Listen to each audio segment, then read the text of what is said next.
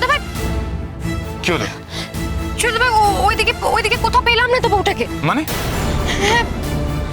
আরে আমি তো ওই শ্বশুরমশাইকে দেখলাম বাচ্চা লোকে নিয়ে গেটের সামনে বসে আছে। কি বলছিস তুই? তাহলে আমরা এখানে কেন দাঁড়িয়ে আছি? ওকে কিন্তু ধরতে হবে, ও যাতে পালাতে না পারে। শিগগিরই চল। হ্যাঁ হ্যাঁ জবাব চলো। কোথায় কোথায় ছোট ভাই? এখানে তো কেউ নেই। ওই তো বাচ্চা দুটো।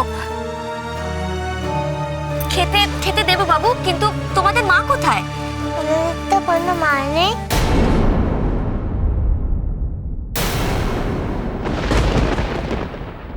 তাহলে তোমরা যার সঙ্গে এসেছিলে তারা কারা? ওরা তো আমাদের বললো ওদের সঙ্গে আসলে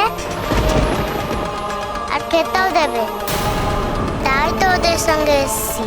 তোমরা জানো কোন দিকে গেছে? আমরা তো জানি না কোথায় গেছে ওরা, টাকা দিয়ে ওরা চলে গেল।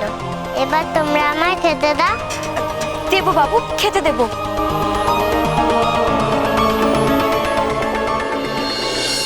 আমার সন্দেহটাই ঠিক হলো। কালকে ওই বুড়োটাকে আমি রান্নার জায়গায় যেতে দিইনি বলে আজ ওর বৌমাকে নিয়ে এসেছিল। জবা, এরা দুজনেই আসল কালপ্রিট। এদেরকে নিশ্চয়ই কেউ পাঠিয়েছে। কিন্তু ছোট ভাই আমি একটা কথা কিছুতেই বুঝতে পারছি না, যে ওরা কারা আর ওদের সাথে আমার বৌদি ভাই কিসের শত্রুতা? টিয়া, তোর বৌদি ভাইয়ের সঙ্গে তো ওদেরই শত্রুতা। এবার আমি বুঝতে পারছি ওরা কারা। কারা?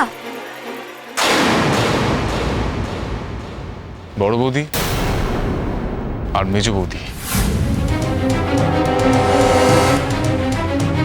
মানে এসব আপনি কি বলছেন? কি আমাদের নিজেদের লোকে কি আমরা নিজেরাই চিনতে পারবো না?